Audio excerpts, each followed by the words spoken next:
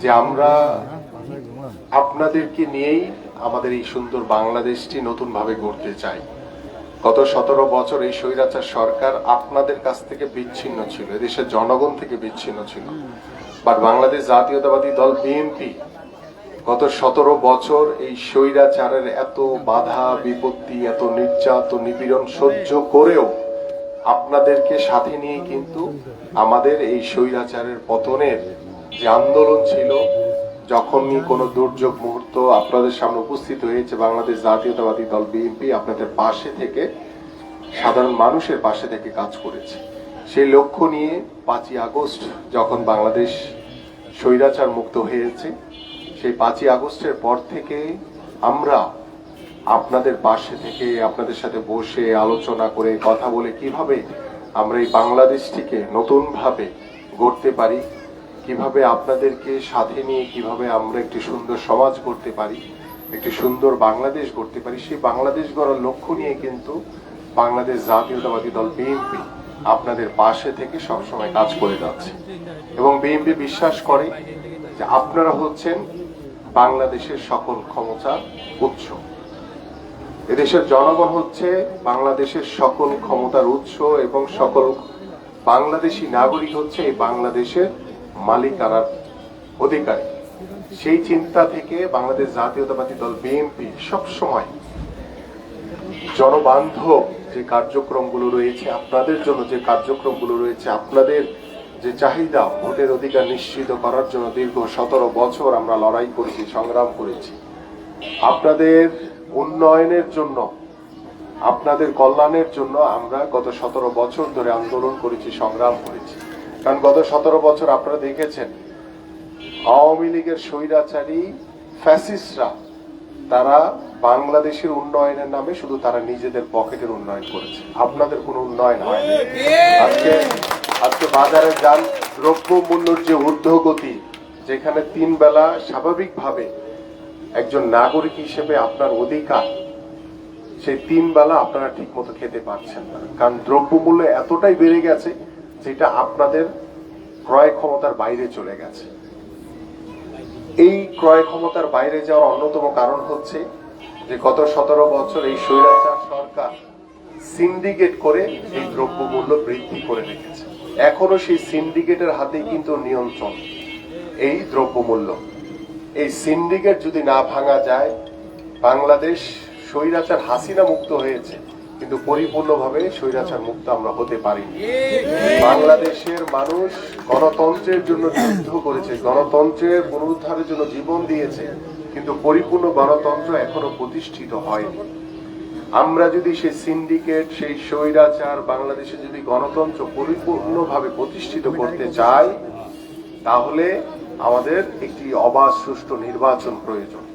নির্বাচনের মাধ্যমে জনগণের সরকার প্রতিষ্ঠিত হলেই একমাত্র বাংলাদেশের আনাচে কানাচে যারা স্বৈরাচার এখনো বিভিন্ন জায়গায় ঘোরাঘুরি করছে, তাদেরকে আইনের আওতায় এনে তাদেরকে অপসারণ করে তাদের বিচার করা হবে।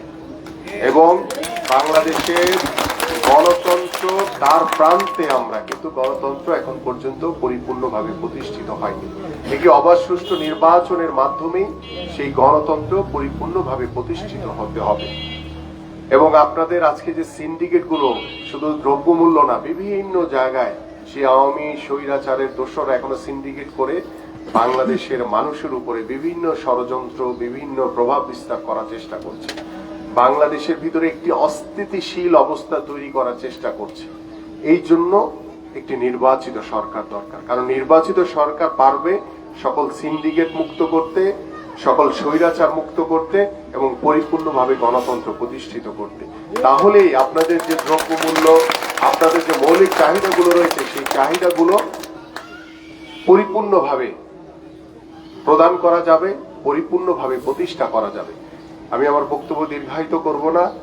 আমরা আপনাদেরই সাথের ভাই, আপনাদেরই কারো আমরা বন্ধু, আপনাদেরই কারো আমরা সন্তান। আমরা চাই আমাদের মাননীয় ভারপ্রাপ্ত চেয়ারম্যান মহোদয়ের যে নির্দেশনা রয়েছে, যে আমরা এদেশের সাধারণ মানুষকে সাথে নিয়ে, এদেশের জনগণকে সাথে নিয়ে আমরা একটি সুন্দর সমাজ গড়ব, একটি সুন্দর বাংলাদেশ গড়ব, যেই বাংলাদেশে কোনো হানানি থাকবে না, কোনো বিশৃঙ্খলা থাকবে না, একটি সুস্থ ধারার রাজনৈতিক পরিবেশ তৈরি করব এবং সেই রাজনৈতিক পরিবেশ তৈরি করার নেতৃত্ব দিবেন আমাদের বিএনপির ভারপ্রাপ্ত চেয়ারম্যান জনাব তারেক রহমান। তাই আসুন আমরা সকলে বাংলাদেশের ভিতরে থেকে যারা ষড়যন্ত্র করছে, আমরা যদি ঐক্যবদ্ধ থাকি তাহলে বাংলাদেশের মানুষের উপরে যে স্বৈরাচারের প্রেতাত্মারা এখনো বিদেশি প্রভুদের সহযোগিতা নিয়ে ষড়যন্ত্র করে বেড়াচ্ছে, আমরা যদি ঐক্যবদ্ধ থাকি তাহলে সকল ষড়যন্ত্র ইনশাল্লাহ আমরা প্রতিরোধ করতে পারবো। ঐক্যবদ্ধভাবে সকল ষড়যন্ত্রকে আমরা নস্যাৎ করে দিব। বাংলাদেশের ক্ষতি আর কোন স্বৈরাচার করতে পারবে না ইনশাআল্লাহ। সবাই ভালো থাকবেন, সুস্থ থাকবেন। এবং আপনারা জানেন যে আমাদের মাননীয় ভারপ্রাপ্ত চেয়ারম্যান মহোদয় আমাদেরকে ঢাকা মহানগর উত্তর সহ সারা বাংলাদেশের প্রত্যেকটি অঞ্চলে আমাদের বিএনপির সকল নেতা কর্মীদের উদ্দেশ্যে নির্দেশনা দিয়েছেন যে আমরা তো বিভিন্ন সময় দেখা যায় যে আমাদের বিভিন্ন নেতা কর্মীদেরকে নিয়ে আমরা ইফতার মাহফিল করি, সেখানে শুধু আমাদের নেতা কর্মীরাই আসে, কিন্তু আপনাদের মতো যারা সাধারণ মানুষ তারা কিন্তু সেখানে উপস্থিত হন না। এই জন্য তিনি চিন্তা করেছেন, আমাদেরকে নির্দেশনা দিয়েছেন যে এবারের পুরা রমজান মাস ব্যাপী ইফতার হবে সাধারণ মানুষের জন্য। আপনাদের যারা সাধারণ মানুষ, এই যে বিভিন্ন জায়গায় আমার পল্লব এবং রূপনগরে অনেক জায়গায় প্রায় 25-30টার উপরে স্পট রয়েছে যেখানে 5টার পর থেকে আমরা সাধারণ মানুষের জন্য আমরা ইফতার বিতরণ করি বা সাধারণ মানুষদেরকে সাথে নিয়ে আমরা দোয়া ও ইফতার আয়োজন করি। আপনারা সকলেই আপনাদের সকলেরই সেখানে আমন্ত্রণে যে আজকে এই যে এখানে একটা স্পট রয়েছে, আপনারা সেখান থেকে ইফতার গ্রহণ করবেন, ইফতার খাবেন। ইনশাল্লাহ আমরা সাধারণ মানুষের জন্যই আমাদের সকল কার্যক্রম। সবাইকে ধন্যবাদ।